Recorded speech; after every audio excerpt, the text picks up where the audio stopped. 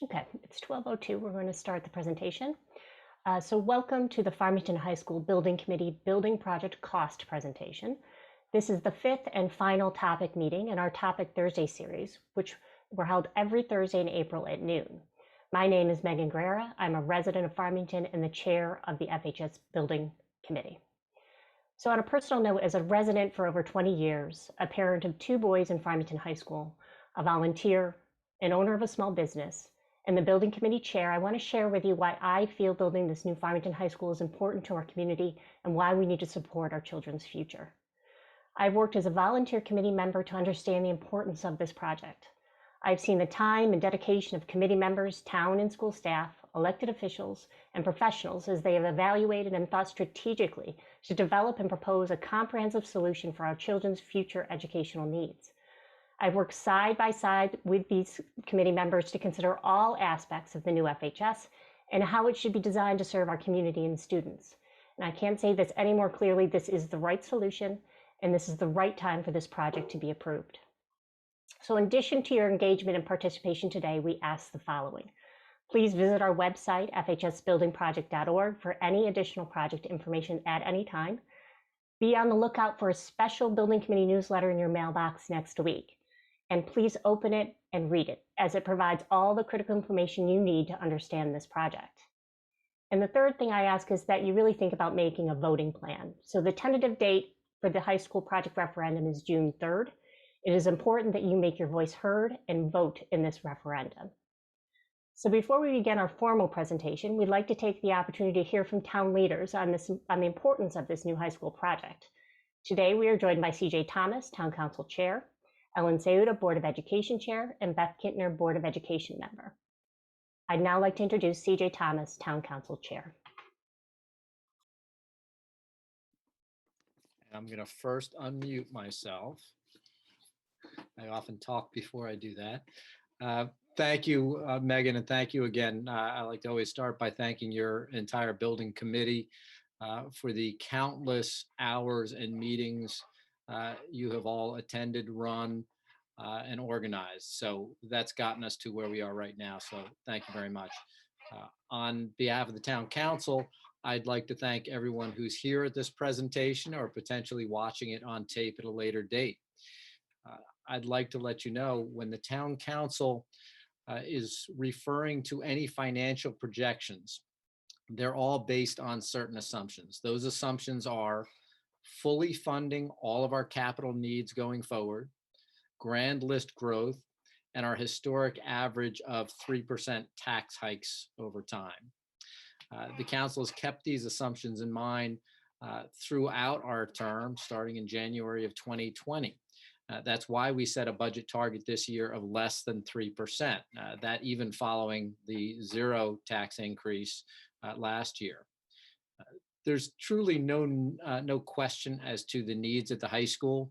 On a personal note, I had two boys who went through the high school and graduated from the high school and spent many an hour in that building. Anyone who has spent any time in the building can attest to the many needs of that building. So when the building committee came to the town council in early in our term in 2020 and presented the options and recommended the option for the new building, we were overwhelmingly in support of that. In addition to the great project that was put forth, the timing of this project is very good for the town and for the taxpayers. We've had a significant amount of debt roll off our debt in the past years, and we're expecting to have more debt that is coming off the rolls. So again, it's significantly lessened the tax impact to our taxpayers. The current interest rates being low, of course, are also very beneficial for us.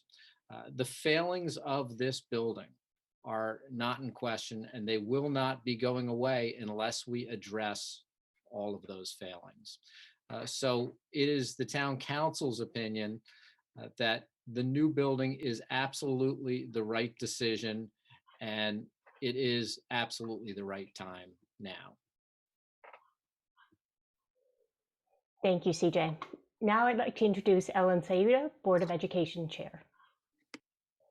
Thank you so much, Megan. Again, my name is Ellen Sayuda. I'm chair of the Farmington Board of Education, and I want to thank you all so much for joining us today, and those of you that will join us later by video or watching on social media. We really appreciate you engaging in this process and learning more about this exciting new project for Farmington. The Board of Education remains unified with the Town Council and the Building Committee in our support of the new high school. And I think CJ stated it perfectly, and we concur. The proposed new high school addresses all of the needs of our current facility and will support educational programming now and well into our future. So again, as CJ and the Town Council stated, the time is now to address the current facility in a comprehensive manner. And we are thrilled to share the details of the new high school facility with you and our community. And we all join together to support this important project. Thank you. Thank you, Ellen. We encourage all participants to use the Q&A feature to submit a question during this presentation. There will be a dedicated Q&A section at the end of this presentation. And just as a special note, moving forward at these presentations, we are now requiring Q&A submissions to include your name and address. In light of a recent attempted security breach, these additional controls have to be put in place. Comments or questions can be sent to the Building Committee anytime by using the comment form on our website, fhsbuildingproject.org. Public comment is also always welcome at the Building Committee meetings held every other Wednesday, and the next Building Committee meeting is Wednesday, May 5th at 6:30. So as we start our presentation today, we're going to begin with the estimated project cost. The estimated total project cost is approximately $135.6 million. The Town Council set a net municipal project maximum of $110 million for the project, and the FHS Building Committee is committed to delivering a project below the net municipal project maximum. This will be offset by reimbursement from the state of Connecticut, estimated at approximately $26.3 million.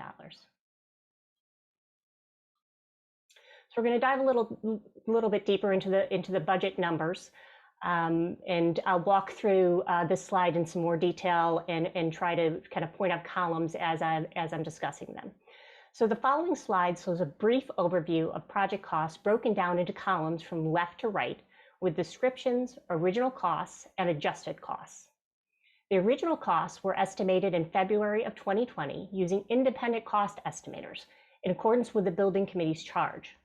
The adjusted costs followed in May after the Town Council charged the Building Committee with sharpening their pencils to fall within a targeted net town share between $105 million and $110 million. The Building Committee approved the amended cost estimate for the project, which is indicated in orange, at their March 10th, 2021 meeting. So going line by line here, beginning with the first two rows, these categories are costs required to complete the project but fall outside the direct construction costs. On the first line, we have the architectural and engineering fees at $300,000 for the 900 wing and $5.3 million for the new building, totaling $5.6 million.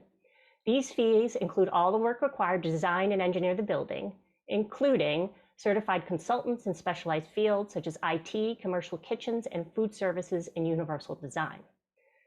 The next row incorporates all the professional fees at $2.9 million, broken out into $100,000 for the 900 wing and $2.8 million for the new building. These fees are also unrelated to direct construction costs and include such items as project management, testing and inspections required throughout the project, legal fees, insurances, and bonding costs. The third row indicates all the direct labor, materials, and equipment costs related to the construction of the site, the new building, and the cost to dismantle the existing buildings. The original cost estimate was $120.6 million. After adjustments were made to the scope of work, the final direct construction costs came in at $5.1 million for the 900 wing and $110.4 million for the new building, totaling $115.5 million.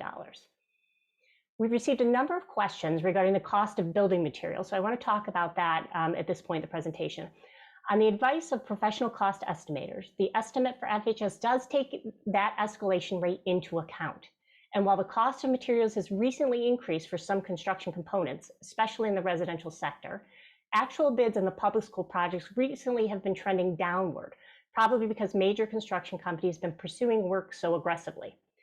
The downward trend on public school projects may be temporary, so the building committee has not reduced the recommended escalation rate in the estimate for FHS.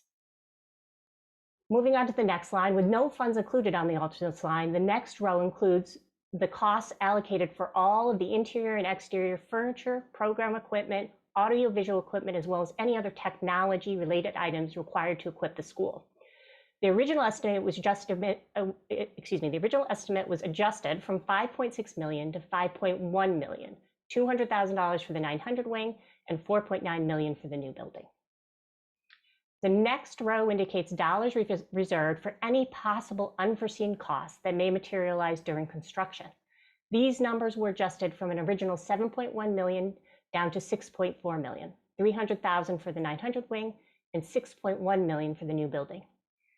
These numbers were adjusted to a grand total of $135.6 million, $6 million attributed to the renovation of the 900 wing, and $129.6 million to the new building.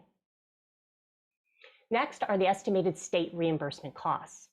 According to the 2021 reimbursement rates, Farmington's rate for the new construction is 18.93%, and the rate for renovation is 28.93%. The adjusted reimbursements equal $26.3 million, ultimately resulting in an adjusted net town share of $109.3 million, $4.3 million for the 900 wing and $105 million for the new building. The $109.3 million falls within the net town share target range of $105 to $110 million set by Town Council on February 4th, 2020, which we will see on the very last line of the chart. I'm now going to ask Kat Krajewski, Assistant Town Manager, to provide an overview of tax impact. Thank you, Meg. Because of Farmington's ongoing retirement of existing bonded debt, there will only be 5 years, fiscal years 23 to 2027, that the high school project will increase the property tax. For example, the impact on a homeowner with an average assessed value of $226,777 is estimated to be $466 in total over those 5 years, averaging $93 per year or under $8 per month. In the remaining years of the bonds, there's no incremental increases to taxes due to the high school debt issues, as the required debt service is absorbed by the retirement of old debt. Remember that assessment is 70% of the market value of your house, so a house assessed at $226,777 has a market value of approximately $324,000. Thank you, Kat. We will now review the Town of Farmington financial forecast. This financial forecast was prepared by the Town of Farmington Finance Department using historical data and certain financial assumptions. It should be noted that this forecast is a planning document and is updated on an ongoing basis as needed. I'd now like to introduce Joe Swetke, Director of Finance for the Town of Farmington. Thank you. What you see before you is a financial forecast that we actually perform every year in the finance department. And it's basically used as a roadmap or a guide as to the direction the town is going in. This forecast, which was prepared in February, is somewhat new, an exception, because this actually, we incorporated the high school project into it. It was decided we wanted to see how the high school would impact overall, or the debt service for the high school overall would impact the town in our financial forecast over the next 5 to 7 years. The forecast itself is based on historical experience. There are numerous variables in the forecast that can impact it. I mean, any decisions made by our local policymakers, by our state and national policymakers, and also world events such as pandemics all impact this forecast each year. We update this forecast anytime we note that there's some type of major change taking place. So, for example, today is the budget referendum, and tomorrow, based on the results of today's referendum, we'll be updating this forecast to reflect what happened today. And we will continue to do that. So basically, anytime during the course of the year, we can get this updated 3 or 4 times just to see where we're going and how things are going. The format we use for these forecasts is should be very familiar to everybody. It's the budget worksheet it shows up in our budget document. It's the same worksheet that the council uses for their budget deliberations in March when they set their proposed and recommended budgets. Just to go through some of the columns, the first column is the FY 2021 column. That's the actual budget. That's the budget for the fiscal year we're in right now. That was adopted by the council in May of 2020. That budget showed an overall increase of 0.35% and a 0% tax increase due to a significant reduction in the capital appropriations.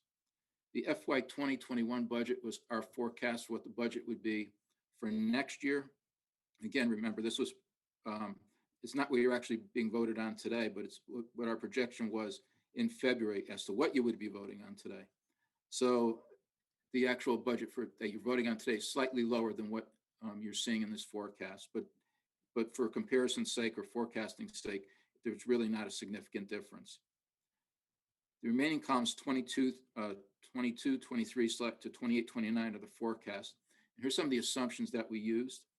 The Board of Ed and town budgets, we estimate, again, based on historical analysis, will increase about 3% per year. The Board of Ed would be slightly higher than 3% based on history, and the town will be slightly lower than 3% based on history, but it averages out to about a 3% budget increase. The debt service, it basically includes the existing debt service for debt that's already been issued. We've been issuing debt pretty much every year for the past 20 years. And basically what you have there is the debt service for the existing debt that we're paying on. An added feature is we took the capital budget that was adopted and any debt plans that were in the capital budget that have been approved in the capital budget. And we forecasted when we would issue that debt over the next 10 years. And then we also looked at what that impact would be when we incorporated that into the debt service. So what you're seeing in that line that says debt service is actual debt service for existing debt and projected debt service for new debt other than the high school.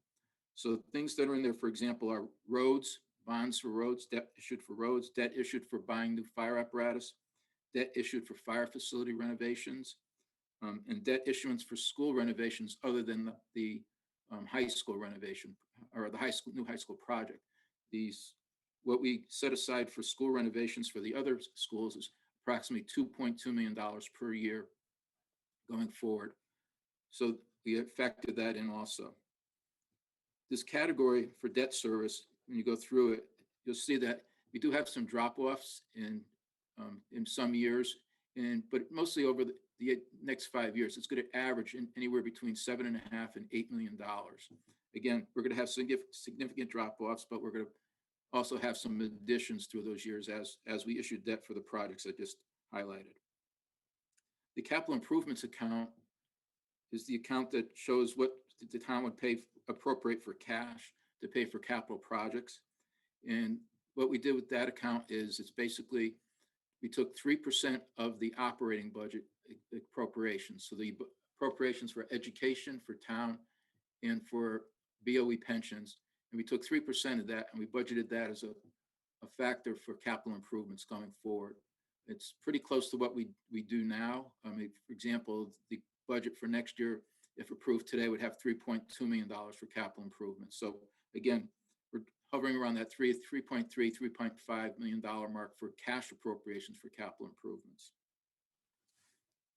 The grand list numbers that you see in the next section of the forecast for 2021 and 21-22, those are actual grand list numbers. Those are numbers from the assessor.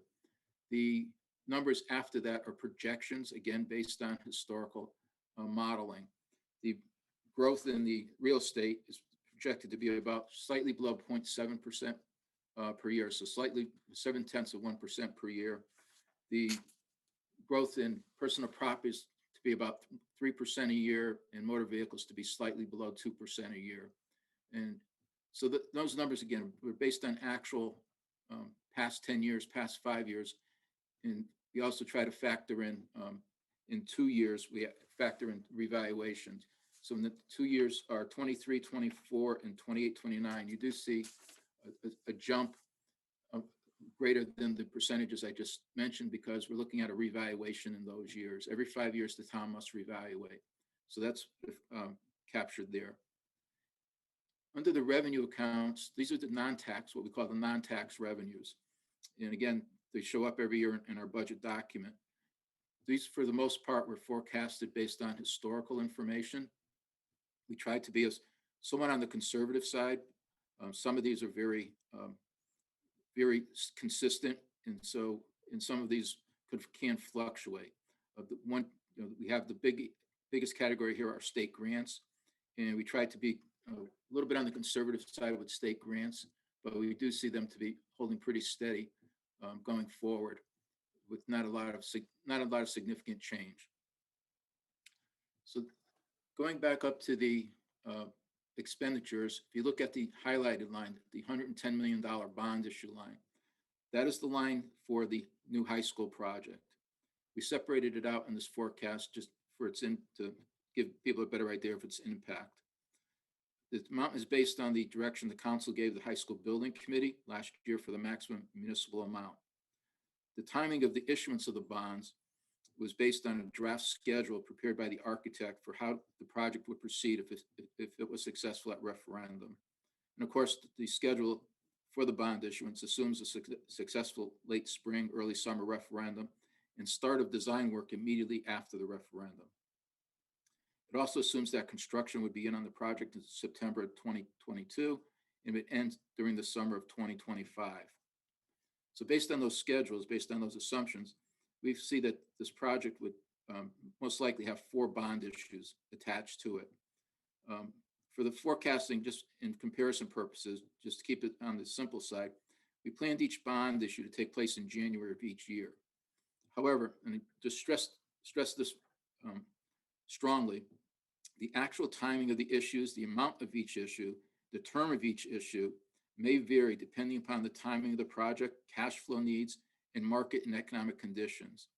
So again, there are a lot of things that go into timing of bond issues and the sizing of bond issues and the duration of bond issues. And most of that decision will be made at the time shortly before the issuance takes place.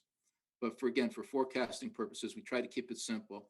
We assumed 4 bond issues. We assumed that each bond issue would take place in January, starting in 2022. We would issue $20 million.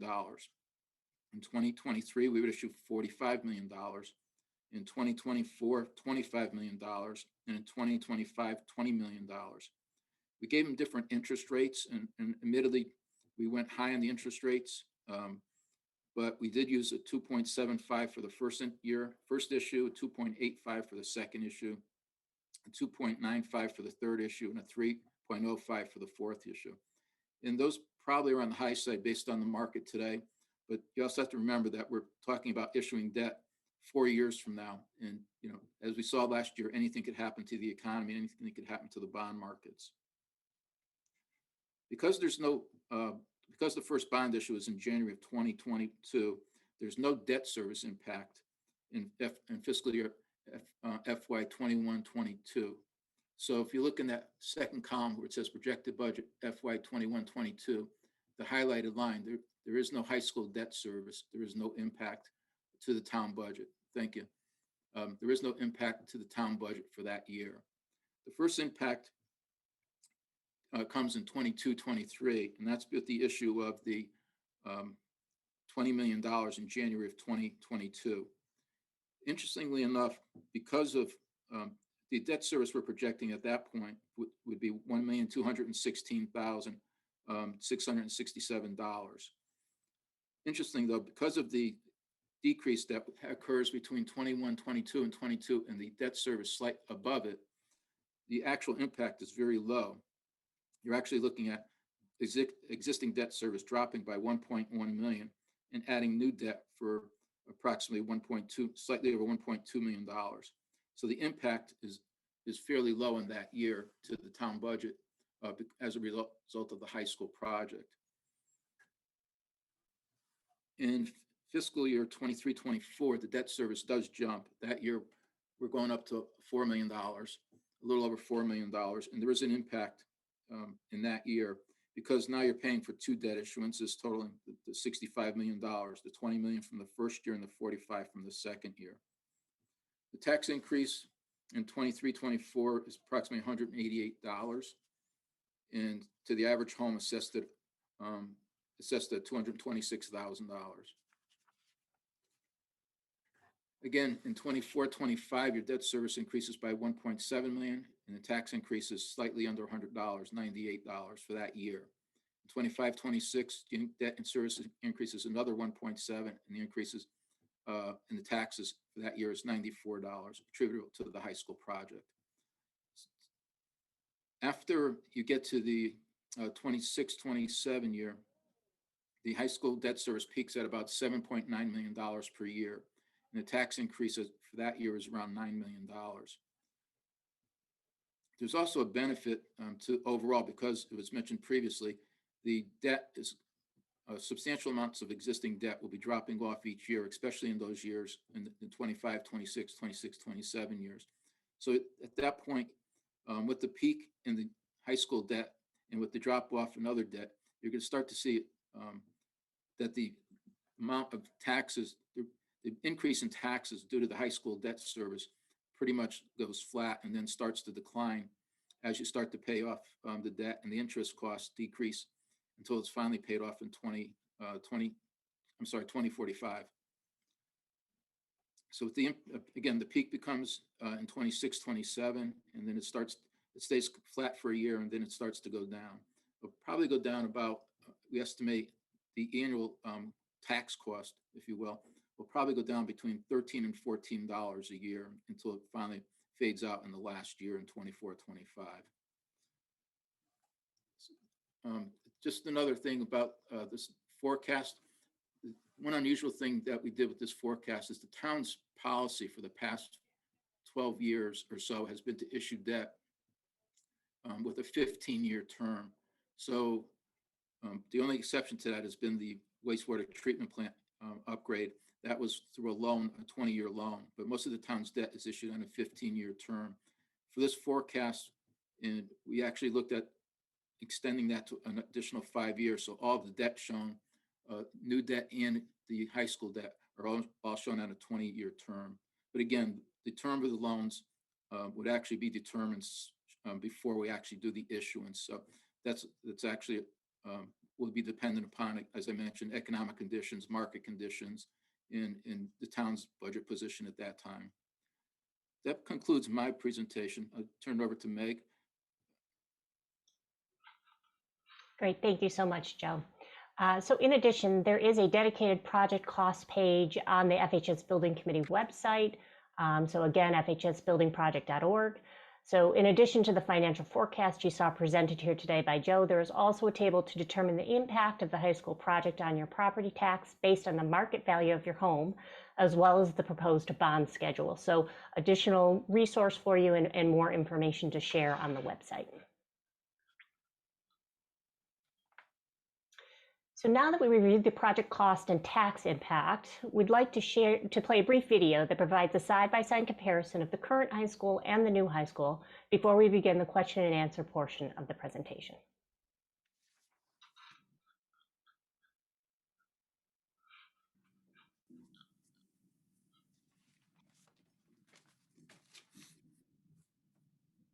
Thank you for joining me. My name is Megan Guerrera, and I'm the chairperson of the Farmington High School Building Committee. In our time together, we will review both the current and new Farmington High School. Please take note of the significant space, safety, and learning limitations of the current Farmington High School as compared to the many opportunities for engaged, inclusive, and safe learning provided by the new Farmington High School. Much of the high school was built when the enrollment was 800 students. Farmington High School now enrolls approximately 1,300 students. 10 additions have been added over the years to try to address the growing student population, but there are many spaces that cannot accommodate today's teaching methods. The proposed building provides flexible spaces that can accommodate a variety of teaching methods and a variety of instruction, including individual, small group, and large group instruction. The building also creates communities of learners by clustering classrooms around breakout areas, faculty offices, and support spaces. The new facility is planned for future student population growth over the next decade. There are 23 separate entry points, sightline issues, challenges in separating the high school boundaries to public access points, inadequate lighting inside and outside of the building creates a challenging building orientation. The current parking lot configuration does not provide nearly enough parking. Clear walking pathways present safety concerns and do not meet current standards for school safety. The entrance will be obvious to visitors arriving at the new FHS. The single main entrance is centrally located at the convergence of car, bus, and pedestrian approaches. A wide pedestrian-safe walkway leads directly to the front door. The school office is located immediately adjacent to the front door with a clear view of visitors approaching the buildings. During a 4-minute passing period, sometimes close to 1,000 students move through our hallway intersections. This creates crowded movement and not much time for students to get to their classes. The new FHS provides generous circulation paths filled with natural light from above. Major assembly spaces such as the library, cafeteria, and auditorium could be located along a central corridor, which is large enough to serve as breakout areas or as a lobby for those assembly spaces. The overcrowding we face at Farmington High School is experienced daily in our basic classrooms. They are occupied every period of the day, making it difficult to hold planning meetings, meet with small groups of students, or host special programs. The classrooms have ongoing problems, including a range of temperature fluctuations as a result of no air conditioning, ongoing leaks, and aging equipment. The remote second floor of the original 1928 building currently houses the art and world language departments. These classrooms are small, cramped, hot in the warm weather months, and cold in the winter. There is very little storage. In process, a completed student artwork clutters the classrooms and hallways. These spaces are only handicap accessible via the outdated and many times non-operating elevator. There are a number of students taking business classes who would tend to pursue business programs in their post-secondary education. Unfortunately, there is only one business classroom. Due to this limitation, we cannot keep up with the increasing enrollment and interest in advanced technology and business studies. Technology is at the center of 21st century teaching and learning, yet our entire data center is in a former classroom. The space is too small for the equipment and for staff to support all of our technology needs. Loud and distracting dehumidifiers are present in most of our math classrooms because of a moisture problem in this part of the building. This creates a challenging learning environment for teachers and students. The new FHS provides natural light in classrooms and other learning spaces. This photograph shows how light shelves along the windows can direct daylight upward and across the ceiling, making the classrooms very bright. The school includes movable furniture and technology for multiple learning formats, offering individual and small group configurations and greater flexibility in the scheduling of classrooms for different departments. Teacher workstations could be located elsewhere in shared collaborative spaces. The lack of space we face at the high school is evident in the amphitheater. It was originally designed for special events and meetings, but must now be used every period of the day for classes and study halls. The new FHS provides large instructional spaces that are fully accessible and that offer excellent visibility of instructional walls, adjustable lighting, proper acoustical treatment, and new audiovisual equipment. Newer technology can be incorporated within the spaces to support distance learning and collaborative instruction from multiple remote locations. Our current music room is an example of the challenges that growing enrollment can place on a program. This space is too small for the number of students who attend music classes. Students often have to practice in hallways and stairwells. There is also insufficient storage for instruments and other equipment. Most importantly, it is not ADA compliant or accessible for our disabled students. The new FHS provides rooms that can support large and small group assemblies for music practice, with the appropriate acoustic separation from adjacent spaces and with acoustical treatment within the rooms. The music room in the photograph is designed with a flat floor in order to maximize flexibility, and the movable tiered seating can be reconfigured as needs change. The room has windows for natural lighting and sound absorptive and reflective wall panels to optimize acoustics. Due to a lack of teaching space, the science labs must also function as classrooms and workspaces. There is insufficient storage for scientific chemicals and equipment, which can create a safety issue for our students and teachers. We are very careful when working with them, but are still limited due to the dated space. The new FHS provides bench-centered learning stations with good sight lines to the demonstration table. The photograph shows a high school science lab with operable windows to enhance the work environment. Ample daylighting reduces the need for artificial lighting, thereby saving energy. Durable finishes such as seamless flooring simplifies maintenance.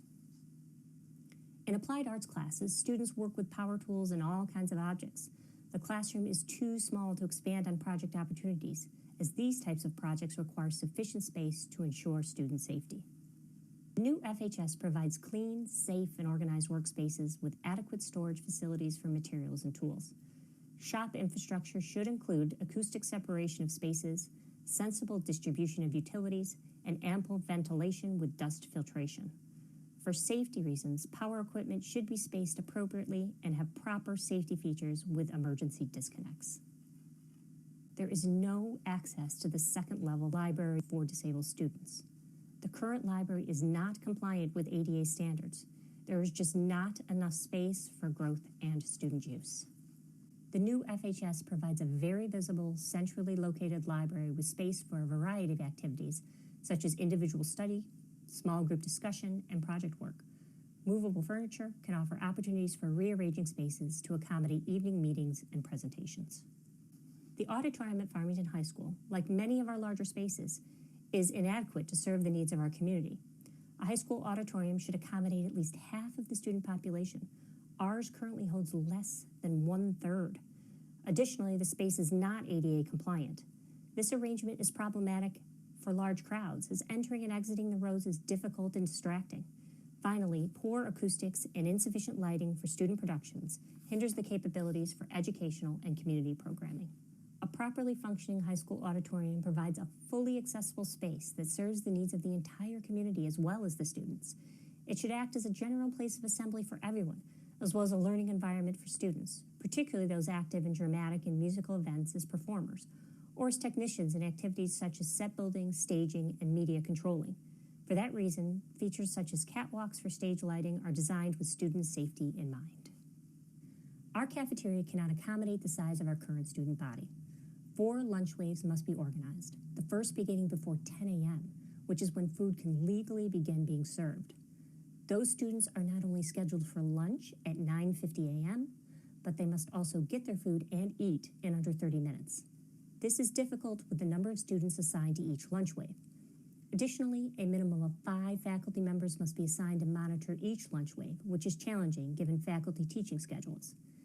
The cafeteria is also used for study halls in the beginning and end of the day due to insufficient classroom space. At times, nearly 200 students are assigned to a cafeteria study hall. This is hardly an environment conducive to student academic achievement, and again, several teachers must be assigned to monitor these large crowds. The new FHS provides a cafeteria that can serve not only as a space for dining, but also as a space for other activities during the day and on evenings and weekends. The space in the photograph is a high school cafeteria, and it also functions as a ticketing lobby for the auditorium and the gym, as a concession area, and as an assembly space for various meetings and presentations. The old gym is too small to hold any athletic events. Therefore, it can only be used for storage, small practices, and some gym classes. The main gym is not ADA compliant or handicap accessible when the bleachers are pulled out. There is no air conditioning, so it is often very hot during late spring and autumn events.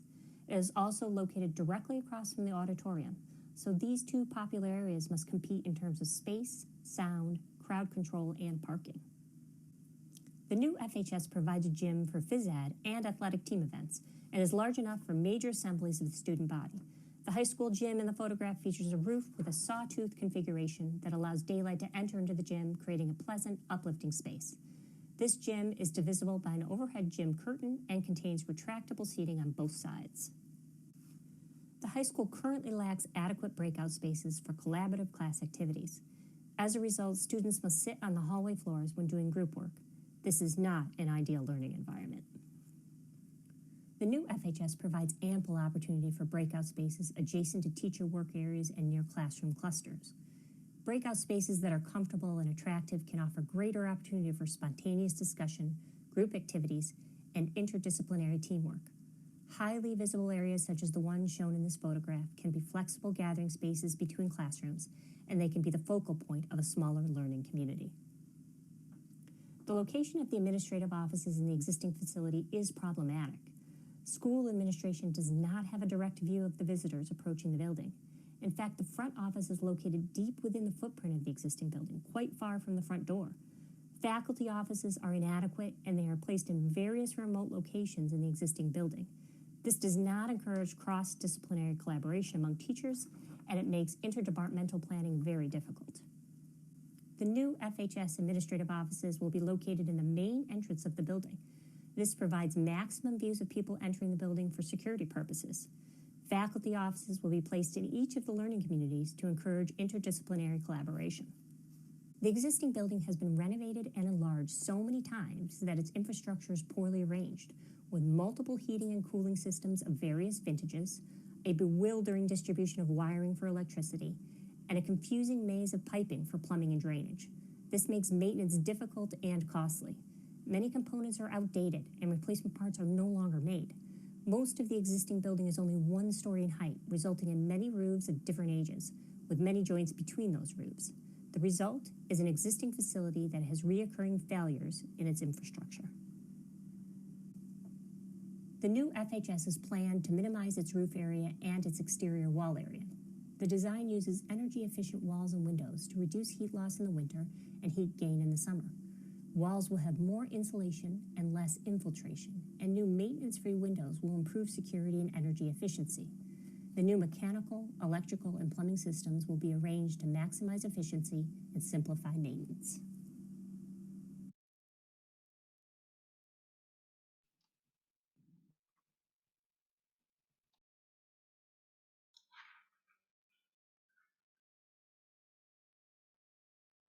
Great, thank you, Devin. So we will now begin the question and answer session. Kat Krajewski will facilitate this part of the presentation. As a reminder, questions can be submitted to the Building Committee at any time using the comment form on our website. But as a reminder for today, if you are using that Q&A option for the presentation today, another reminder, please, we ask you to add name and address to each of those questions so that we have record of that. And Kat will read the questions received and direct to the appropriate person to answer. Thank you, Meg. We did receive a number of questions so far, so we'll jump right into it. I will just say, if you did submit a question without your name and address, please resubmit so your question may be answered. So the first question we have here from Jay Tulin, Chair of the Human Relations Commission and 39 Timberline Drive. On behalf of the Human Relations Commissions, we throughout the process have supported, along with TSKP, the inclusion of a third-party consultant. I believe in professional fees to monitor universal design and ADA compliance as this project moves forward. Could you verify that this is still included? And although seemingly minor portion of the project cost, nonetheless still critically important, please describe to anyone interested in the consultant would bring to the project. Richard and Chris, would you guys be able to answer the universal design consultant? Yes, I can, and maybe Chris can supplement it. I am familiar with the universal design principles. There are actually, in those principles, there are seven areas of focus.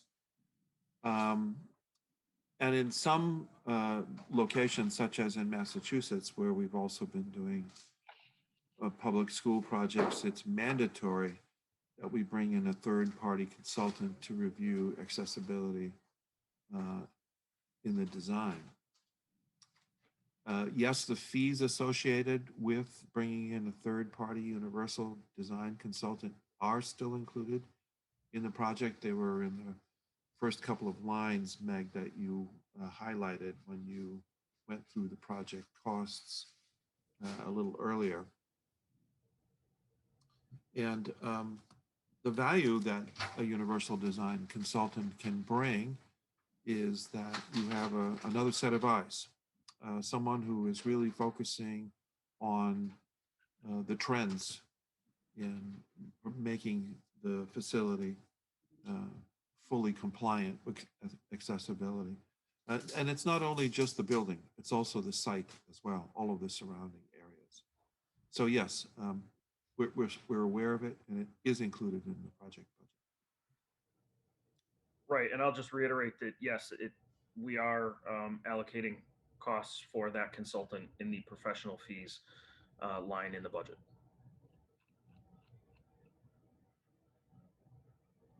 Thank you both. The next question we have here is from Mariah Reisner, 41 Main Street. Meg said in her intro, please visit our website for any additional project information at any time. Isn't it true that you will be removing significant portions of the content on your website and social media during the quiet period starting May 11th?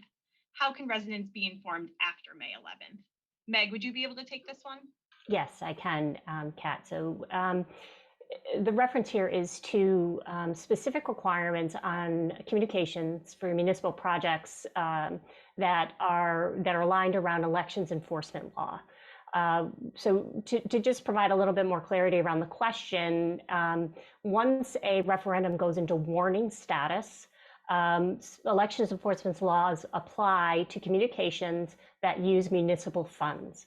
And so the assumption is on May 11th, Town Council will place this referendum in warning, so we will know the referendum language and the referendum date at that point. And immediately at that time, there are restrictions placed on any communications that have been that have used municipal funds in order to support advocacy for the project. So what that would mean, and most likely will mean for the building committee, is that there will be portions of our website that will need to be taken down, as well as potentially previous communications on our social media platforms. This is certainly due to elections laws and making sure that we're following all the requirements of a municipal project and a referendum. So we are certainly following all the guidelines as appropriate. So we are doing everything we can to get out to the community with information such as presentations like this, reminding you to get to the website, review all that content and information on the website prior to May 11th. There will be content on the website post May 11th, but it will be restricted. So that is what the question is referring to. All the content on our website currently is public domain.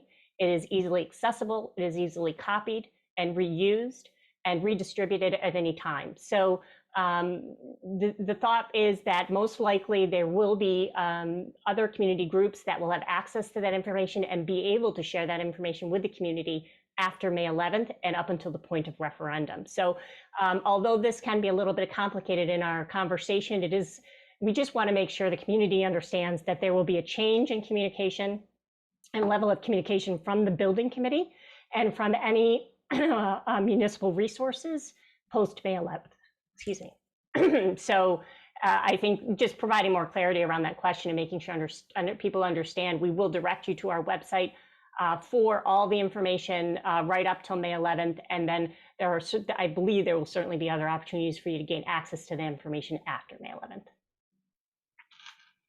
Thank you, Meg.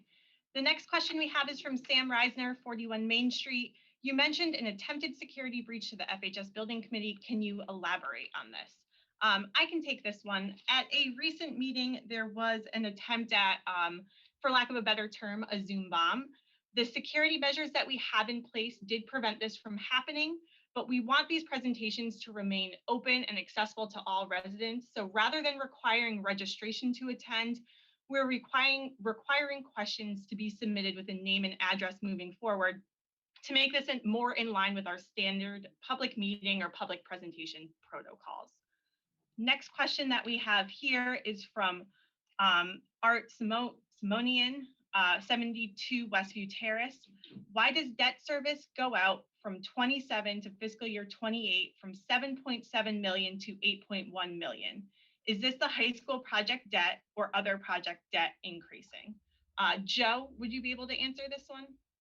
And I think Devin's putting it up on the screen. Sure.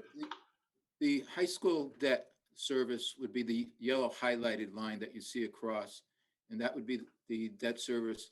So any debt, the line above that would be, again, existing debt service, debt that's already been issued, and debt that's planned to be issued for projects other than the high school. So you do see a jump there in some years, and you'll see a decline in other years. It's simply because of what projects are planned going out for the next 7 to 10 years, and when they would actually, the debt for those would actually be issued, and when the debt service for those projects would actually be impacted, would impact the budget. So it's a variety of things based on our capital budget that impact that debt service level line out in the future. And again, some of those items are the road improvements, which other school facility improvements, and acquisition of fire trucks, facility improvements to the fire stations and things of that nature. Thank you, Joe. The next question we received is also from Art. How can we increase the state reimbursement for the project? Would we get more funding by renovating versus new construction? Does the project cost include temporary classrooms at all? Maybe Chris, you could speak to the state reimbursement, or Richard, if you feel like jumping in, and Meg as well. Sure. So I can start out. First of all, we have had several conversations with the State Office of School Construction Grants and Review. The state reimbursement for both of the projects is not increasing. That is set, and that is definitely not going to increase. Would we get more funding by renovating versus new construction? This scenario was vetted significantly during many of the building committee meetings, and ultimately the result was the reduction in the impact to the students was more valuable than renovating the existing building and severely impacting the students' day-to-day educational needs and activities. And as far as the temporary classrooms, no, there are no temporary classrooms because it is a brand new building. I don't know if anyone else wants to add anything. I can add to that. Chris is right in what he reported. The new building does not require temporary classrooms, and that's one of the advantages of building the new building. Chris alluded to the fact that the disruption during renovation is significant, and we did study that. So the rate of reimbursement may be better. However, you're going to be spending a lot of money for things like portable classrooms, for extending the duration of construction, and doing all sorts of temporary utility work as you work a way around the building doing renovation work. So because it's going to take so much longer, you'll end up wasting a lot of money and building temporary facilities that will need to be removed once you're finished with them. So in the end, the committee agreed that the best course to take would be a new building, build it quickly, and get off the site. So that's the strategy that's been taken by the committee. I think it's the right decision. Thank you. Next question we have, Joe, I believe this one will be for you. What is our projected total cash outlay, principal, interest, and fees over 20 years for the high school financing that is submitted by Tim Kelly, 62 Westview? You're probably looking at somewhere in the neighborhood of, just on the bonding aspect of it, you're probably looking again, depending upon interest rates, depending upon the term of the project, you'd probably be looking at a total outlay of around $140 million. So, and that's basically using a 20-year bond issue, issuing $110 million. So probably over 20 years, the payback cost would be about $140 million. Thank you, Joe. Next question we have here from Marcus Fairbrother, 12 Candlewood Lane. What would happen if the referendum were to fail? What would the financial and educational impacts be to Farmington? And is there a cost of doing nothing? I think a few people might be able to help answer this question. Maybe Meg, financial or the impact to the town of Farmington, possibly CJ, if you have any input on this, and Alicia, I believe you are on for the school system. So I'll throw it to you guys. Let me start, first of all, the concept of the cost of doing nothing is interesting. And first of all, I think I would have to state that, we don't have an option to do nothing here for the high school, meaning there has to be work done to this school to make us ADA compliant. We have to come out of warning status for NEASC. There is work that has to be done. No matter what, and there's maintenance to this building that will be ongoing and continued. So in the structure of the project, one of the pieces of work that the building committee did embark on with the architects, and this was during the conceptual design phase of the project, was really looking at what we termed a maintain option. And we really looked at that and addressed each one of these conceptual options. Should we maintain, which is basically band-aiding and trying to make this building as usable as possible and meet standards at the very minimum. We looked at factors around that maintain option, which included, providing a safe and flexible learning environment for students, educational disruption during construction, maximizing value and minimizing risks. So this was a conversation around hazmat risks and having kids in a school during construction phases, and what does that mean, and what are the impacts not only to their health but also to learning during that time, and really kind of looking at the overall school as a community asset and what changes do we need to make to that facility in order to make it a more usable community asset for Farmington. So what I'm going to focus on really is that maintain option. And when we really did the evaluation around the conceptual design phase and looked at the dollars, and I'll put the dollars right out there for you, even considering reimbursements, we were looking at $45 million to $81 million just to Band-Aid this building. And so one of our goals, and we've always said as the building committee, is a comprehensive approach. Is how are we meeting the needs, not only looking at the value that the building brings and the cost associated, but more importantly, balancing that against this asset as a community asset and what it would bring to the community, how it's going to improve teaching and learning in that facility, how do we make it a safe structure for our students. So we took all of those things in consideration and really said, if we're going to look at those kind of dollars on just basically patching up a school building that we have already patched up, as we can see, 10 times over the last 65 years, it is now time for us to take the right step and really look at a building that's going to meet all the needs and really look at that overall value and cost. So that's the building committee's approach. And when we looked at the cost of doing nothing, that's how we looked at it, is we can't do nothing. We have got to do something. And the very minimal approach we could have taken was maintain. And when we looked at the cost of that maintain option, it just didn't make any sense compared to what the value would be of other options. So that's the perspective of the building committee. But CJ, I don't know if you want to add some additional information on what this kind of facility, and if we don't move forward on something like this, means to the town. Sure, thanks, Megan. And you made some great points. I mean, the students living through construction was something people were universally uncomfortable with last time we discussed a building. But I kind of want to go to the basics here. The two biggest reasons that people move to Farmington are good schools and low taxes. It's my opinion that if we fail this referendum, people will look to Farmington and believe we are not committing to that great education going forward. If someone is looking to move to a town and now what we offer is low taxes, there are other options.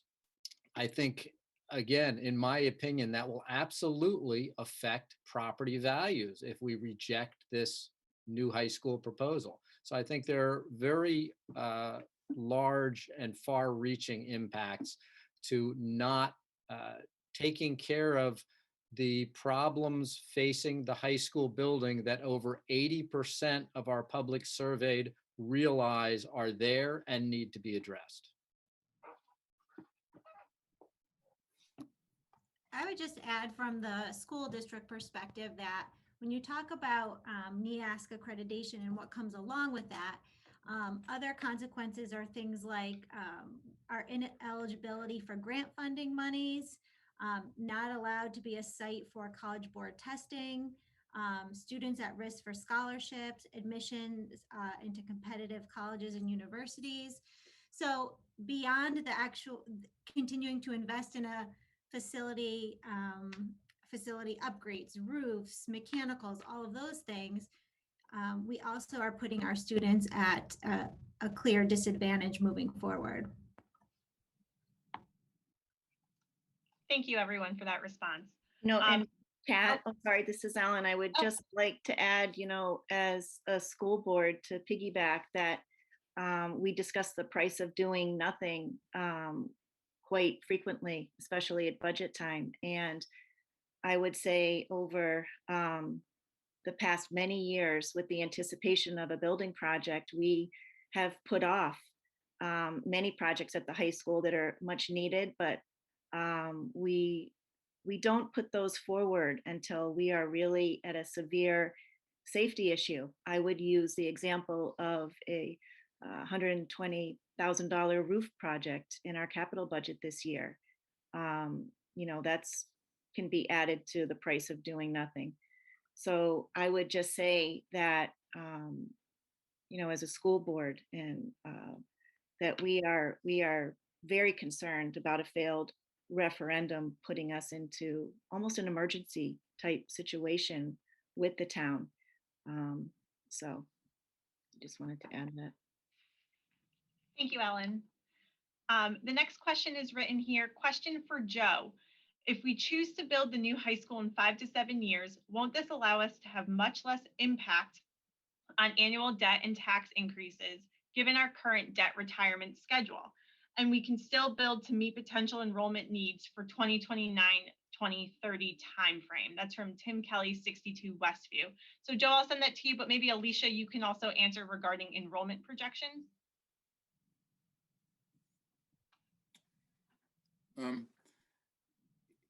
Based on the financial forecast, I think it demonstrates that this is really because of the way our debt is falling off and the way our debt is structured to fall off over the next 10 years, that this is really in the time to be looking at a project of this magnitude. It really is financially something that is feasible to do. And one of the things about this financial forecast is I've often shared it with Moody's, one of the rating agencies, when talking about the town's debt program and talking about when we're going out to issue debt. And they've noted also that this forecast actually does demonstrate our financial stability and our ability to pay for projects, and puts us in a good light. So I think the timing, right now with our debt program being where it is, we're really at a good place. And I would also back that up by saying something, the market is right now, has never been better. And to, at least, we don't know what's going to happen over the next 4 or 5 years, obviously, but the market for issuing debt is very strong right now, and the rates are incredibly low. And it's something that really, you want to take advantage of especially if you're doing a project of this magnitude.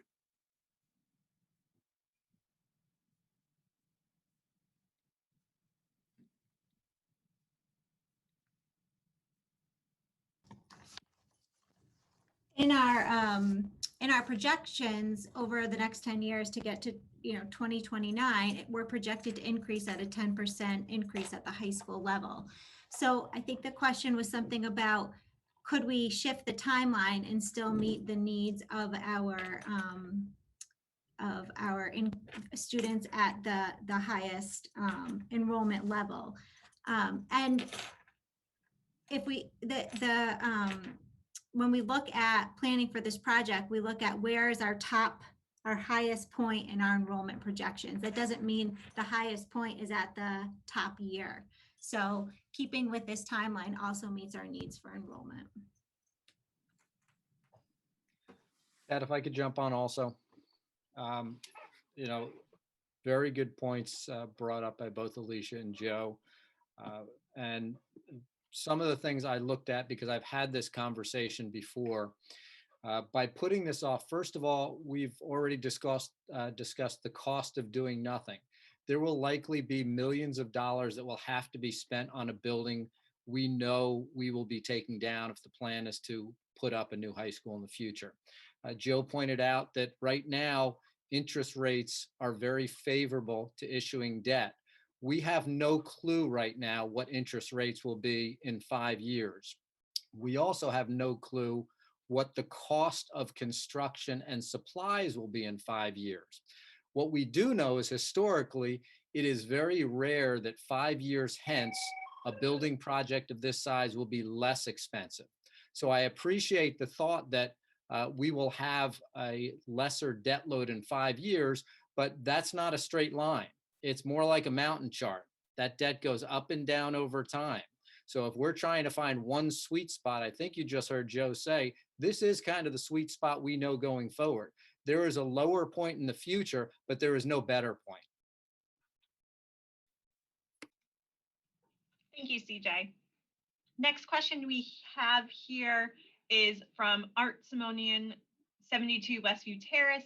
Is the building going to be LEED certified? Richard or Chris, would you be able to answer this one? Yes, I can answer the question. We are obligated, in order to qualify for state reimbursement, to have this building designed and built to meet what's called Connecticut High Performance Standards, which is equivalent to LEED Silver level. Now, the actual LEED certification is not a decision that's been made yet, but the costs associated with getting to LEED Silver are built into the project.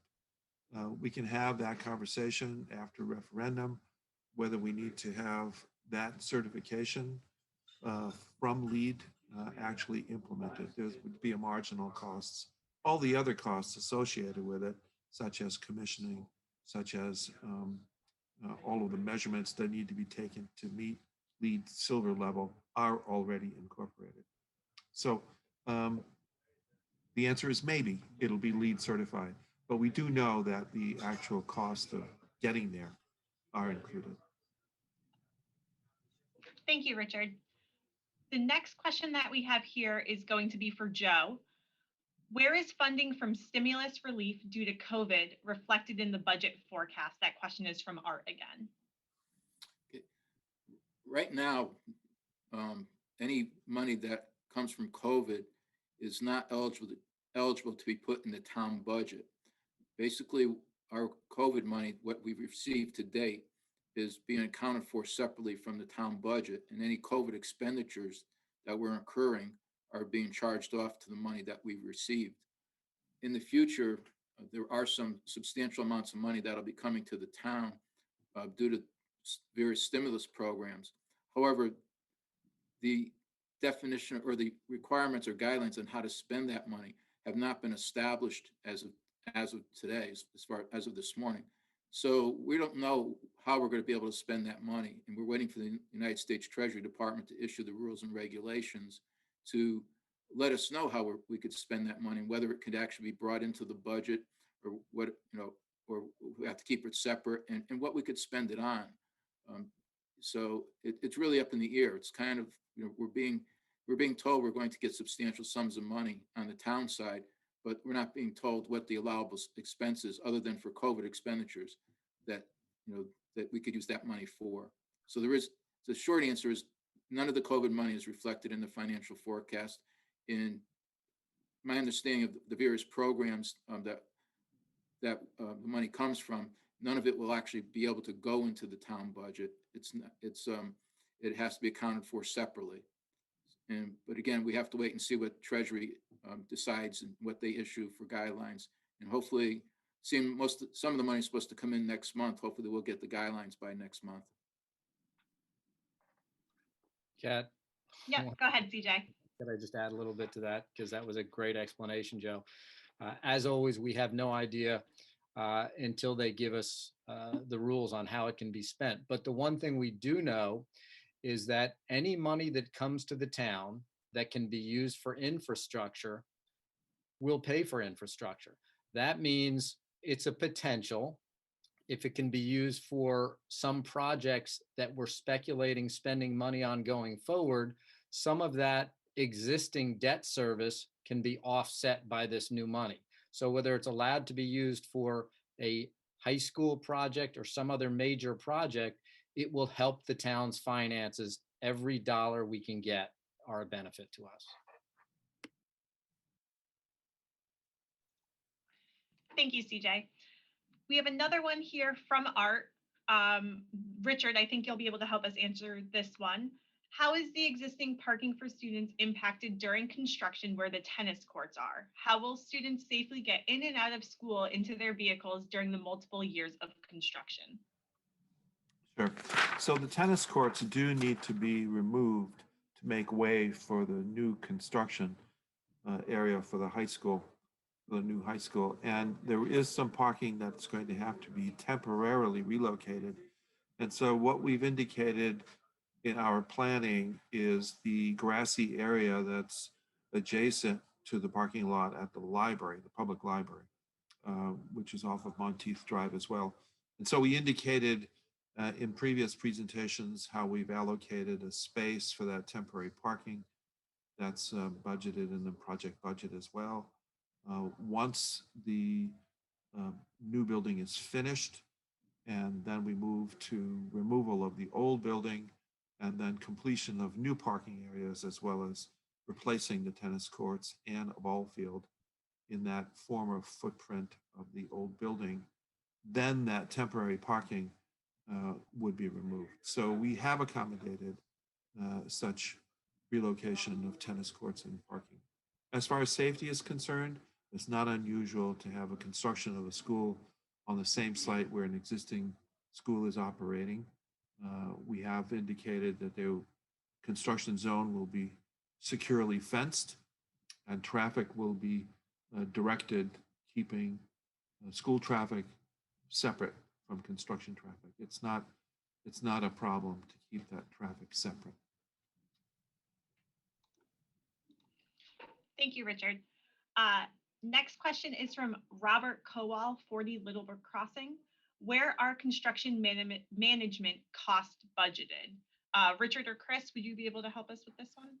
I can start, maybe Chris can jump in. So construction management involves scheduling all of the work of the trades,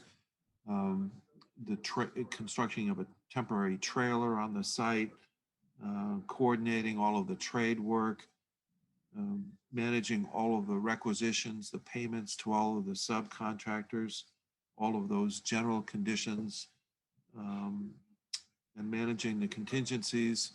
All of that is included in the overall project budget. So it's all factored in. Yeah, if Kat, if you could, or Devin, if you guys could go back to the budget slide. Oops.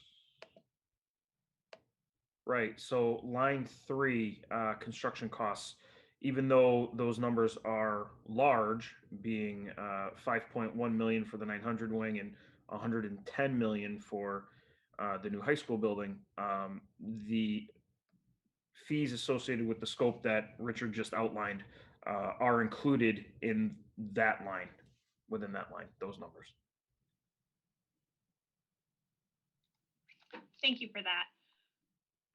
The next question from Art Simonian, 72 Westview. What type of HVAC is being proposed, i.e. chilled beams, central chiller, ice chiller, DX system? Richard? Sounds like a question from a mechanical engineer. So yes, we do have ice chillers as part of the strategy. Chilled beams are part of the strategy. We do have professional mechanical engineers that have been part of the schematic design process. That firm is Kohler Ronan Engineers, very reputable firm. So I can probably in a future presentation or maybe in a frequently asked questions, give you an outline. I don't have at my fingertips right now all of the information pertaining to the mechanical systems.